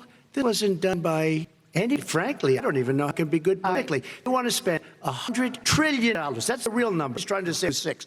It's $100 trillion. They will knock down buildings and build new buildings, little, tiny, small windows. I mean, and many other things. Okay. And many other things. Let me have Vice President respond. We're running out of time, and we have a lot more You'll questions destroy to our get to. country. So let's hear from Vice President. I have a number of questions. I don't know where he comes from. I don't know what comes up with numbers. Queens. $100 trillion. Give me a break. This plan has been done for every major environmental group and every labor group. Labor. Because they know the future lies. The future lies in us being able to breathe, and they know there are good jobs in getting us there. And by the way, the fastest growing industry in America is the electric, solar energy and wind. He thinks wind causes cancer, windmills. It's the fastest growing jobs. And they pay good prevailing wages, $45, $50 an hour. We can grow and we can be cleaner if we go the route I'm proposing. President, please respond, and then I have to follow. We are energy independent for the first time. We don't need all of these countries that we have to fight war over because we needed their energy. We are energy independent. I know more about wind than you do. It's extremely expensive. Kills all the birds. It's very intermittent. A lot of problems, and they have to make the windmills in both Germany and China. And the fumes come up, if you're a believer in carbon emission, fumes coming up make these massive windmills is more than anything that we're talking about with natural gas, which is clean. One other thing. I mean, solar. Said that. I love solar, but solar doesn't quite have it yet. It's not powerful enough to really run our big, beautiful factories that we need to compete with the world. So False. It's all pipe dream. But you know what we'll do? We're going to have the greatest economy in the world. But if you want to kill the economy, get rid of your oil industry. And what about fracking? All right, let me have let Vice President I Biden respond. never said I oppose fracking. You said it on tape. I did. Show the tape. Put it on your website. Put it on the website. The fact of the matter is he's flat lying. Would you rule out banning fracking? I do rule out banning fracking because the answer we need other industries to transition to get to ultimately a complete zero emissions by 2025. What I will do with fracking over time is make sure that we can capture the emissions from the fracking, capture the emissions from gas. We can do that, and we can do that by investing money and doing it. But it's a transition to that. I have one more question in this. And then we have. He was against fracking. He said it. I will show that to you tomorrow. I am against fracking. Until he got the nomination, went to Pennsylvania, then he's. But you know what, Pennsylvania? He'll be against it very soon because his party is totally against it. Fracking on federal land, I said. No fracking or oil on federal land. Let me ask this final question in this section, and then I will move on to a final section. President, people of color are much more likely to live near oil refineries and chemical plants. In Texas, there are families who worry the plants near them are making them sick. Your administration has rolled back regulations in these kinds of facilities. Why should these families give you another 4 years in office? The families that we're talking about are employed heavily, and they're making a lot of money, more money than they've ever made. If you look at the kind of numbers that we produce for Hispanic, for Black, for Asian, it's 9 times greater percentage gain than it was under, in 3 years, than it was under 8 years of the 2 of them, put it nicely. 9 times more. Now, somebody lives, have not heard the numbers or the statistic that you're saying, but they're making a tremendous amount of money economically. We saved, and I saved it again a number of months ago when oil was crashing because of the pandemic. Okay. We saved it. We got, what do you want, a relationship? We got Saudi Arabia, Mexico, and Russia to cut back, way back. We saved our oil industry, and now it's very vibrant again. Right. Everybody's very inexpensive gasoline. Remember Vice President Biden, your response, and then we're going to have a final question for both of you. My response is that those people live on what they call fence lines. He doesn't understand this. They live near chemical plants that, in fact, pollute, chemical plants and oil plants and refineries that pollute. I used to live near that when I was growing up in Clermont, Delaware. And there are more oil refinery in Marcus in the Delaware River than there is any place, including in Houston at the time. When Mom get in the car and when there was first frost to drive me to school, turn in the windshield, there'd be oil slick in the window. That's why so many people in my state were dying and getting cancer. The fact is those frontline communities, doesn't matter what you're paying them, it matters how you keep them safe. What do? You impose restrictions on the pollutants that the pollutants come out of those frontline communities. Okay, I have one final question. Would close down the oil industry? Would you close down the oil industry? By the way, I've transitioned from the oil industry, yes. Oh, I will that's transition. a big statement. It is a big statement. Because I would stop. Why'd you do that? Because the oil industry pollutes significantly. I see. And here's the deal. That's a big statement. Well, if you let me finish the statement, because it has to be replaced by renewable energy over time. Over time. I'd stop being to the oil industry. I'd stop giving them federal subsidies. He won't give federal subsidies to the gas, to solar and wind. Yeah. Why are we getting it to the oil industry? Actually, do get to solar and We have one maybe the final biggest question. statement in terms of business. That's the big statement. Okay. Because We have basically one what he's final saying question, is he's Mr. going to President. destroy the oil industry. Will you remember Texas? Will you remember that Pennsylvania, Oklahoma? President Biden, let me give you 10 seconds to respond, and I have to get to the final question. Vice President Biden. He takes everything out of context, but the point is, look, we have to move toward a net zero emissions. The first place to do that by the year 2035 is in energy production, 2050 total. All right. One Is he final gonna question. China do it? No, we're finished with Is this. he Let's going to move get on China to our to- final question. We have to I'm move going on to to our rejoin final Paris question. Accord and China abide by what they agreed to. All right, this is about leadership, gentlemen. And this first question does go to you, President Trump. Imagine this is your inauguration day. What will you say in your address to Americans who did not vote for you? You'll each have 1 minute, starting with you, Mr. We have to make our country totally successful as it was prior to the plane coming in from China. Now we're rebuilding, and we're doing record numbers, 11.4 million jobs in a short period of time, et cetera. But I will tell you, go back.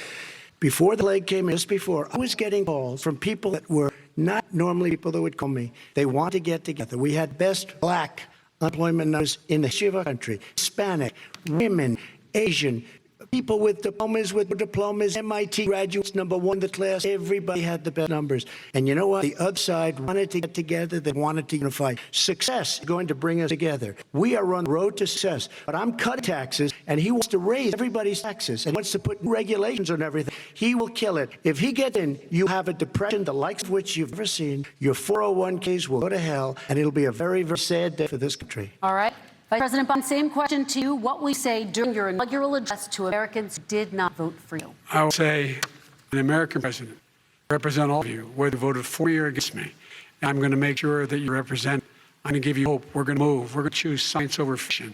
We're going to choose hope over fear. We're going to choose to move forward because we have enormous opportunities to make things better. We can grow this economy. We can deal with the systemic racism. At the same time, we can make sure that our economy is being run and moved and motivated by clean energy, creating millions of new jobs. And that's fact. That's what we're going to do. I'm going to say, as I said at the beginning, what is on ballot here is the character of this country: decency, honor, respect, treating people with dignity, making sure that everyone has an even chance. And I'm going to make sure you get that. You haven't getting it the last 4 years. All right. I want to thank you both for a very robust hour and a half, fantastic debate. Really appreciate it. President Trump, former Vice President Joe Biden, thank you to Belmont University for hosting us tonight. And most importantly, thank you to those watching tonight. Election Day is November 3rd. Don't forget to vote. Thank you, everyone, and have a great week. Thank you. And an extraordinary final debate between the two candidates, much more substantive and a clash of ideas than we saw in the previous debate between the two candidates. It was as if the muting the microphones worked, or each of them noticed where their standing was in the polls and knew what they had to do tonight. Gail, you called it. You said that this would be different. President Trump tonight. Because I remember last time, the last 48 hours, people were counting. Donald Trump interrupted Joe Biden 70 times. So even his own supporters were saying that was not good. That was not good, and they were embarrassed for him. He came across and he thought as obnoxious and a bully. I think people say Donald Trump doesn't listen to his advisors. We kept hearing the last 48 hours his advisors saying he's going to tone it down, knows what he needs to do. And this is probably the last time he has an opportunity to talk to an audience that is not his base. So he knows that people are watching. Joe Biden to go and do no harm, do no foul, don't rock the boat. I think both of them can walk out tonight and say, I did very well. First question posed to both the candidates: what would you do in the future to change how the trajectory of the COVID pandemic is going? President Trump did not answer that question and said essentially it's not his fault and that we're around the corner. This was an actual debate. I mean, as opposed to some of the other things we've had, there was a real exchange on this question is one of them. President Trump chose to defend his record, which is probably wise for him. This is a referendum on the president. It's not about 90 minutes of how he behaved tonight. It's about 4 years in office, and that's what he's got to defend. But he did do on that question, or even this last question, which was teed up nicely for the president and for Joe Biden, for them to. The president didn't take advantage of this question. Why is that important? Because the dynamic of race is the president is behind, and this is the last major opportunity with everybody watching.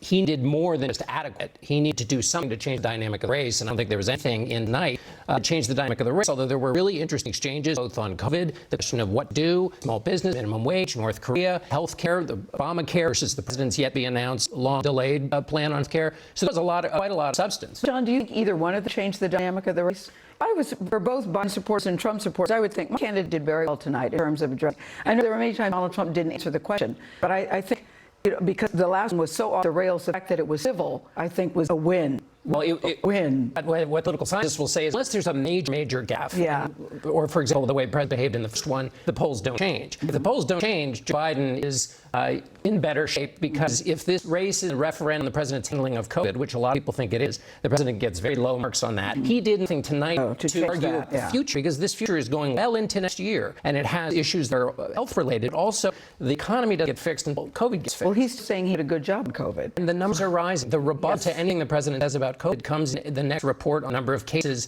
in America. And the places that are now struggling are rural areas, which have harder time handling it at hospital. We're going to a very tough period. The president needed some kind of answer to throw into the future. He was talking about the past. I think we all know, tracking the president's rhetoric, he had been promising that a vaccine would come for election day. Science didn't bear that out, and the companies didn't like political pressure. They wanted to make sure they had all the safety protocols in place. And now we've heard from the head of Pfizer, it won't be until late November, early December before they submit approval for a potential vaccine. And that's why all government officials, for all of us, the widespread public, to get it, it would be April of next year at the earliest. I want to bring in CBS's Nicole Killion. She is standing by in debate hall in Nashville. And Nicole, your impression of this debate?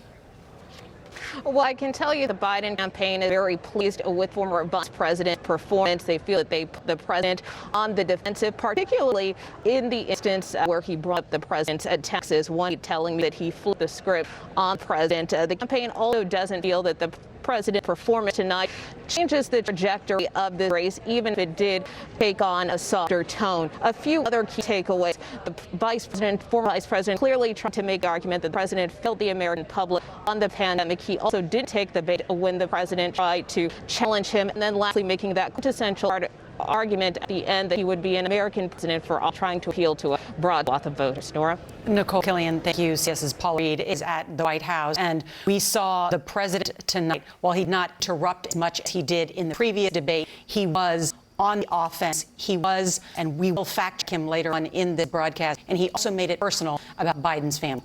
He did, and that was part of the strategy tonight. I've been texting with some of the president's advisors, and one just texted me back saying the man stuck to the plan. And part of that plan was not to interrupt, to allow his opponent to speak, potentially make a mistake. The other part of the strategy was to bring up Biden's son, Hunter, put those accusations into mainstream, get them in front of tens of millions of voters. It appears on those 2 points, he succeeded. Paula Reed, thank you. John, you were going to come on that. Well, it's a very low bar when you say the goal tonight is not to the disastrous thing you did last time. That is a bar that you've got to do better than that when race is going You've right. got to be on the offense without being offensive. But do you think that the voters care about Hunter Biden? No, but if this is Joe not, Biden didn't take a bait on that at all. We have actually Ryan Priebus, the former head of the Republican National Committee, and Trump's first chief of staff is with us, Valerie Jarrett, former senior advisor to President Barack Obama. I want to get them to win. And Valerie, let me start with you. We knew that those attacks on Biden's family were coming. We saw Biden respond by saying, I've released all 22 years of my tax returns. Where are your tax returns? It's all out there. Well, that's right, Nora. And I think tonight the winners are the American people, particularly the undecided. They had an opportunity to see both men, their competency, their track records, their temperament. And I think that Vice President Biden did a very good job of speaking directly to the American people and framing all of his answers in the context of what it would mean to your life. And I don't think that the American people are interested in his son or any of those ancillary issues. They're interested in what's happening on their kitchen table, and that's where Joe Biden, I think, is at its strongest, from healthcare to COVID-19 to race relations in our country to our stature here around the world. Ryan Priebus, you follow polls state of the race so closely. Trump won the senior vote in 2016. He's now trailing Biden, according to the Wall Street Journal, with seniors by 27 points. What's happened in the state of this race? Well, I don't know if that's true, Nora. I mean, that's certainly what the poll says, but I don't think that's the case. If that were the case, we'd be losing Florida by double digits right now. That's just not true. I think President Trump really wins Florida. I think things are a little bit tighter in this race than I think some of the people out there are talking about. But look, the president did a few things today, which wasn't in the plan. Number one, he was charming tonight. I think he was presidential. I think he obviously let Biden talk, which Dickerson just alluded to. That was important, to let Biden talk, give him some rope. But number three, pivoted back to Biden a lot. I think ultimately the biggest score for the president was when he said, all talk, no action. You've been in politics for 47 years, you're vice president for 8 years. You didn't do it. And here you are coming here and telling us about all your plans. I mean, there's a lot to talk about tonight, so we don't have time to go through it all. But certainly a better debate. I think the president did very well, and I also think the moderator did a much better job. Can we just touch? Ryan, can I ask you a question? Do you think that the president did anything to change the trajectory of this race tonight? Well, you know, the margins are so small. We're talking about 2 to 3% of the public out there that you can influence in a state like Wisconsin and Michigan. I mean, if you can influence 4,000 or 5,000 people in an entire state, it can be the difference between winning and losing. I mean, we're going to go to court potentially over ballot signatures and postage stamps for the next 2 months. Potentially. I hope not. But that could happen. So we're talking about influencing just a speck of people. And that's what it's coming down to. All right. Ryan Priebus and Valerie Jarrett, thank you both. And we're going to take a short break. When we come back, we're going to fact check the candidate when CBS News covered the presidential debate continues.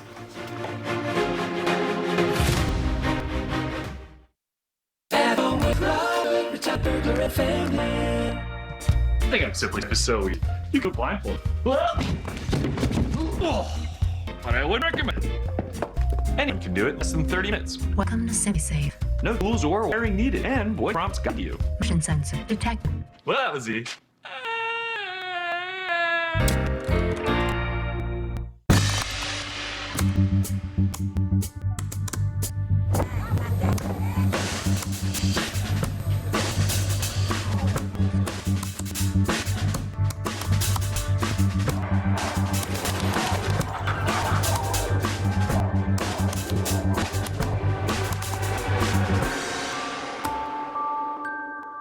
America. America. America. This election season, there are a lot of issues worth debating. But please, don't drink and debate politics. Don't drink and debate who won the debates. Don't drink and debate how we're going to vote this year. But please do vote. Don't drink, bring up gerrymandering. Jerry? Who's Jerry? And if there's anything Smirnoff knows for sure. Don't ever drink and bring up Russia. Just drink water and dead. Smirnoff. Drink responsibly, debate responsibly. I came from a client and his accountant. I'm sorry. Hey, man, you're you're here. You don't trust me in Vegas, do you? Well, I thought we had a breakthrough with Volkswagen. We did. Yes, we broke through.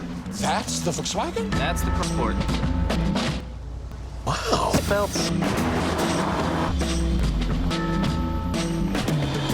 Just tell me where we're going. We will be live after the final presidential debate. Will it be another crazy, screaming train wreck or a civil and polite train wreck? It is the question that matters the most. Monday is the taking behind the story. Robert. It drives everything we do. What do you make of it? And without it, our purpose, and our freedom fade. This is why. The CBS Evening News with Maura O'Donnell. Weeknights on CBS. Remembering a Guilford County deputy who worked the bailiff at the county courthouse in Greensboro, Lakaya Rex died yesterday, day after she left work feeling sick. Officials say she tested positive for COVID-19, but the virus is not linked to her death at this time. Colleagues honor her memory tonight at 11. For 47 years, Joe Biden's been digging a hole for American workers. Biden voted to ship our job overseas. He raised the taxes and imposed costs and regulations on small businesses. Now, Biden wants $4 trillion tax increase, a government takeover of healthcare, and a Green New Deal that would bury our economy. It's time, Joe Biden, to stop digging. Preserve America is responsible for the content of this advertising. Valley politician Jess Kravik come with a warning because she puts our families at. We need affordable health care, but Kravik's there.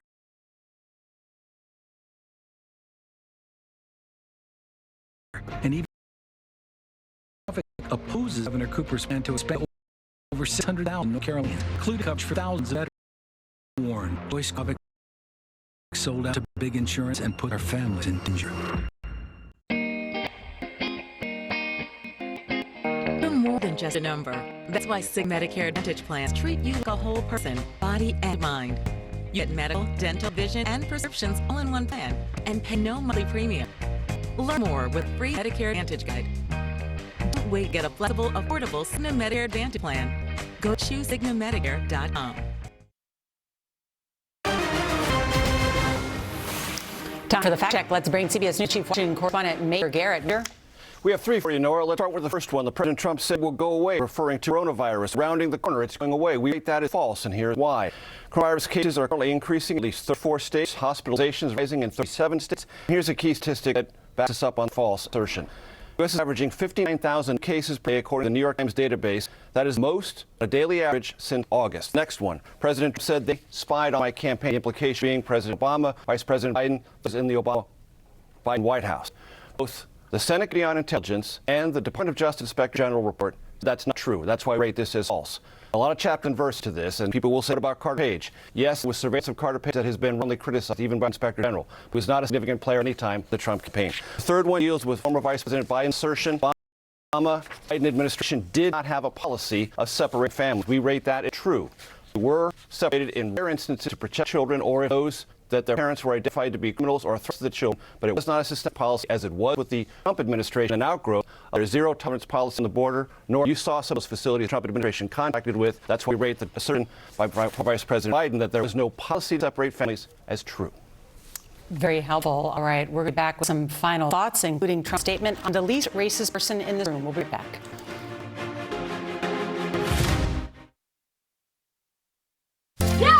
Beautiful. But support the left. I started Cobra Kai. Lack of control over my business made it a little intense. Now I practice a different philosophy. QuickBooks helps me get paid. And now I'm back on top with Koala Kai. Hey! More mercy. Save over 30 hours a month into QuickBooks. Easy way to happier business.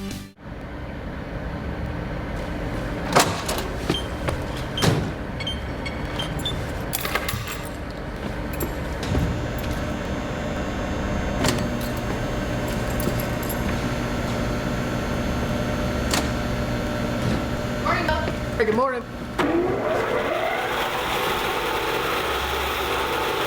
I'd like to tell you about my great-grandmother. My grandma. My cousin. Great-great-grandmother. She was all 4'11", but very tenacious. Very independent, driven, passionate, grit, perseverance. She marched. She wrote. She demanded. She was proud to pass on legacy of civic-mindedness to her descendants. Very proud to carry on her story. Her story. Find your stories. Make them. Doug. You know, Moo, After all these years, the ones that got away that haunt me the most. Else. Mutual customizes your car insurance, so you won't pay for what you need. What? Oh, I said. Oh, this is my lord. No! Only pay for what you need. Liberty, liberty, liberty, liberty. Come over. Let's go.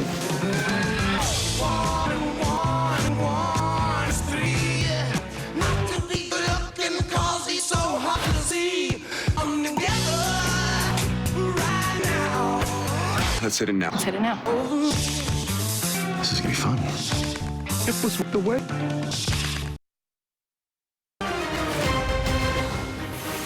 The final debate, and quite a lot to talk about. That final question, what would you say to the people who didn't vote for you? That's this question, who can move? Well, there are small amounts of people that may make a difference in a close contest. And it's a great question because this is what governing is about in an age of high partisanship. When you've got to convince the country to do something on a pandemic, you have to convince the whole country. You can't just talk to your base because the other half of the country is the one staying at home, being afraid and not going and participating in the economy. You have to have language to talk to the whole country. It's one of the ways we should ask candidates for what the job is like. The question, tee that up, and people should go back and look at the answers and see who has the capacity to hear the part of the country that isn't in my base and speak to that part. Donald Trump didn't really answer that question. Joe Biden did. How did you see this contest? I was struck by the question, the statement, I'm the least racist person in the room. Well, first I lost my hearing, and then I wondered who else was in the room. When you're a little kid, your mom always tells you actions speak louder than words, and when you look at the president's actions, the last debate, it was clear dog was, many people believe, the Proud Boys to stand back and stand by.